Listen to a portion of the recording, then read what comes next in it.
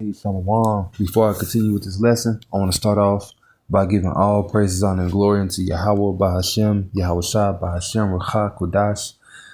Double honors to the apostles and elders of Great Millstone, and peace and blessings to the hopeful elect. I'm the brother lawyer, and I teach you the Great Millstone National Camp. Come back with a quick lesson, and I don't have a lesson for this title as of right now. It might be the title of this article, which it states, "We took the freedom of speech away," right? So we know that they're gonna come with cruelty. All right, they're gonna come with cruelty, especially against the Hebrew Israelites, because that's who this is really targeting. You everyday people, they don't care about, but it's the elect of the Israelites who they care about, because we're the ones that are basically condemning them. We're telling them that they're going to fall and we're going to rise, us Hebrew Israelites, so-called Black Latinos, Native Americans, and Hispanics. And of course, you got the Israelite foreigners that would even look like Donald Trump. We've been scattered into all nations. So even, to this day, we don't look the same. We're not all, we don't have our original, I guess, I don't want to say glow, but we don't have our original, appearance to us, i.e., the native tribes, because of the captivity that they served. And the native tribes consist of, of course, the so-called Mexicans, Central Americans, so on and so forth, Native Americans, right? So we all don't look the same, but in the kingdom we'll have, our appearance back. But anyway, and, you got to bear with me because, my nose stopped up. So anyway, we're going to get some scriptures dealing with this. But yeah, we know that, ultimately we're not going to be on the highways and byways no more. So this is not Amos 8. All right. We're not going to be able to hear this word no more. Right. Which really that represents also too the doors of mercy being closed. So Romans 8 or Amos. Well, I keep saying Romans 8. Amos 8. And I'm trying to figure out why my internet is going slow. Matter of fact, let me hook up my laptop. Give me 1 second. 1 second.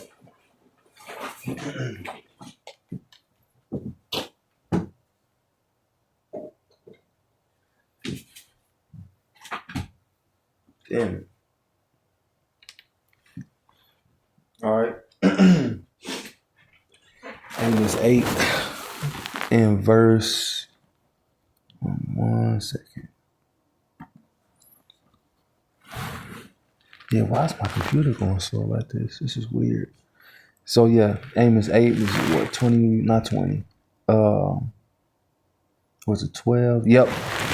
Amos 8, starting at 11. Behold, the days come, said the Lord power, that I will send a famine in the land, not a famine of bread, nor a thirst for water, but of hearing the words of the Lord. So right, so we're going to be off the highways and byways. It ain't no more clicking on these videos for entertainment, because that's what a lot of you niggas do. Especially, when Jake had them certain titles, you niggas click on the videos for entertainment. This ain't for your fucking entertainment, nigga. And when I say nigga, I'm talking about to Latinos, Hispanics, and the natural niggas. the darkies.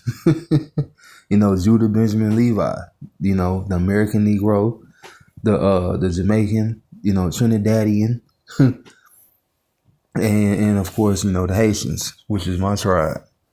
All right, so I'm talking to all you niggas. All right, this ain't for your entertainment. You're gonna find out very soon, because y'all have abused the grace period. Instead of repenting, y'all use it as a way of entertainment. It says, verse 12, and they shall wander from sea to sea, and from north even to the east. that shall run to and fro to seek the word of the Lord and shall not find it. So you're not going to find this word.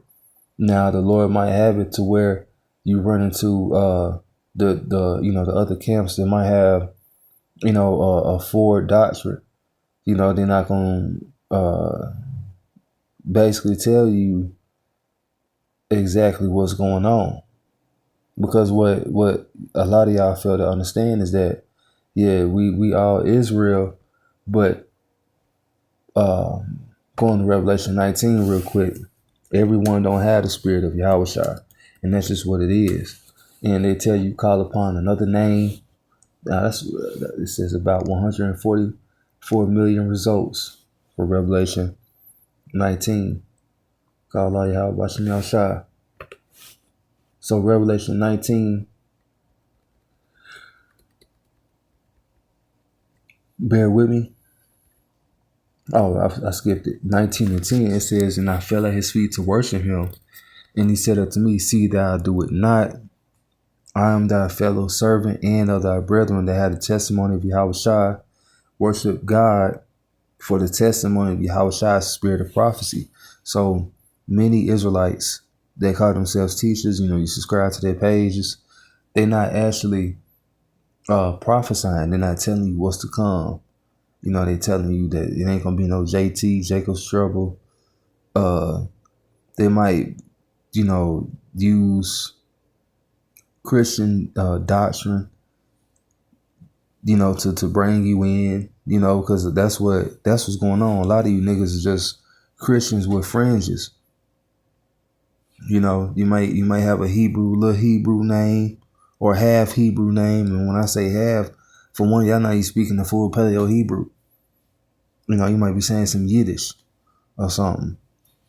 But many Israelites don't have the test. They don't have the spirit of prophecy, which really is the spirit of Yahushua, because that's what he was doing. You go into Matthew 24 and various other chapters and books, or other books, the Lord was prophesying. And not his prophecies, but the prophecies that he was prophesying about, they came to pass. The enemy came in, when you shall see Jerusalem compassed about with armies, roughly paraphrasing, you shall flee.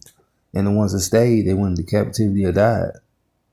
And that happened during the time of 66 to 70 AD. So many prophecies happened. World War III. That's going to happen is happening right now. But World War I, World War II, hell, even really us being delivered is also prophecy, because that's going to happen. After JT, after Jacob's trouble, he's going to be saved out of it, which the he is the elect. When you go to Jeremiah 30:7. So you won't be able to get this word no more. Why? Because we took your freedom of speech. Ain't going to be no point of going out there teaching no more. Amos 8:13, it says, and in that day shall the fair virgins and young men faint for thirst, right?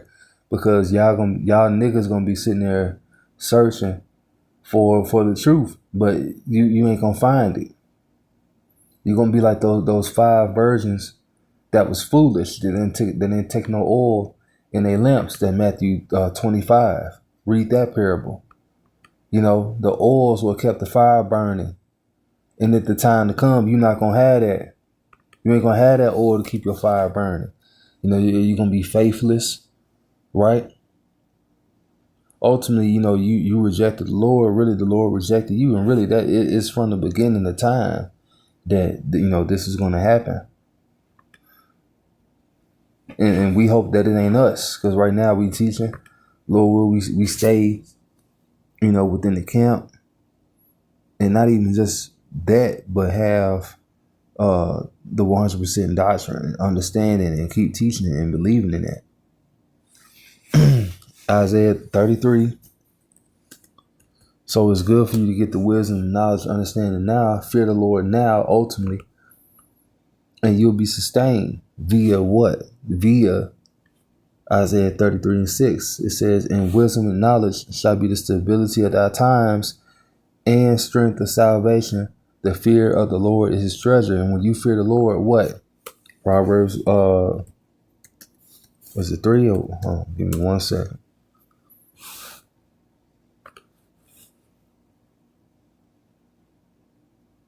One second.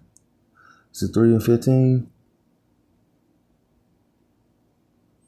But it's going into wisdom. Yeah, it's going into wisdom. No, it was another one that I wanted. Yeah, 3 and 5. Proverbs 3 and 5. It says, trust in the Lord with all thy heart, and lean not into thy own understanding. In all thy ways acknowledge him, and he shall direct thy paths. And so that's what you should be doing. You know, going back to the Isaiah 33 and 6.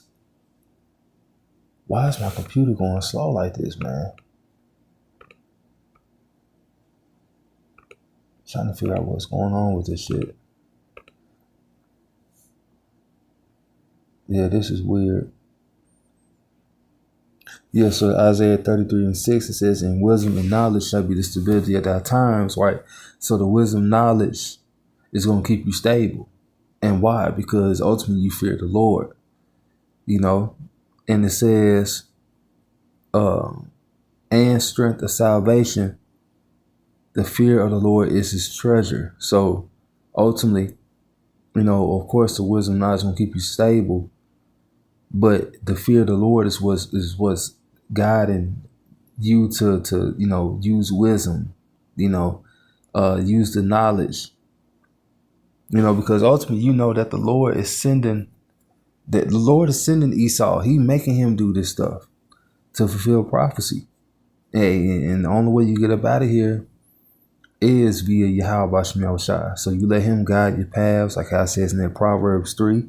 You know, you leaning upon him. You're not leaning unto your own understanding, you know, which is going to get many people destroyed. And lo, will is not us. Proverbs 3 and 7, be not wise in thy own eyes, fear the Lord and depart from evil.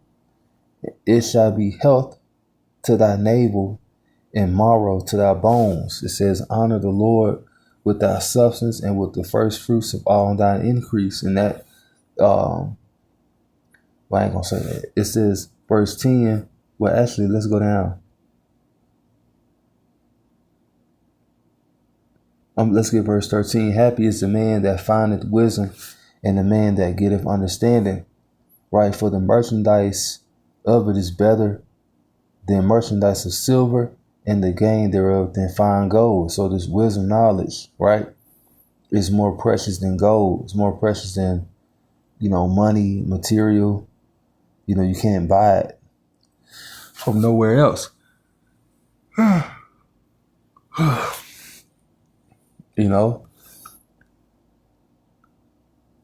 and let me get off there. Let's go to Proverbs 1. So yeah, you know, we ain't gonna be out on the highways and byways much longer. Proverbs 1.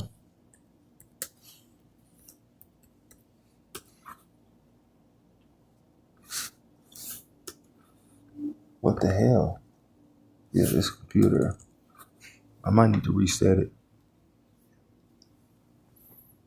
All right, so Proverbs 1. Let's see.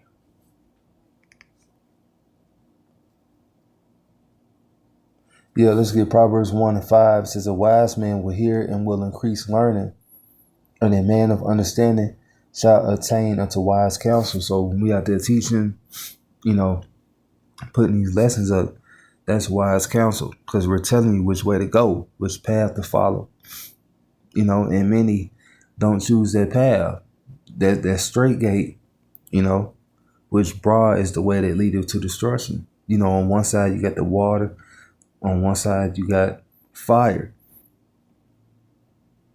and you have a narrow path, a narrow walkway. You know, it's like when you pull up to somebody's house, say you deliver some food, and you know they have grass.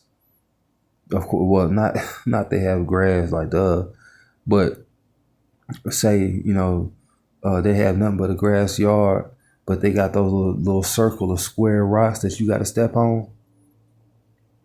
That's how, you know, your walk is. You know, you walking down that path that you know, that narrow walkway.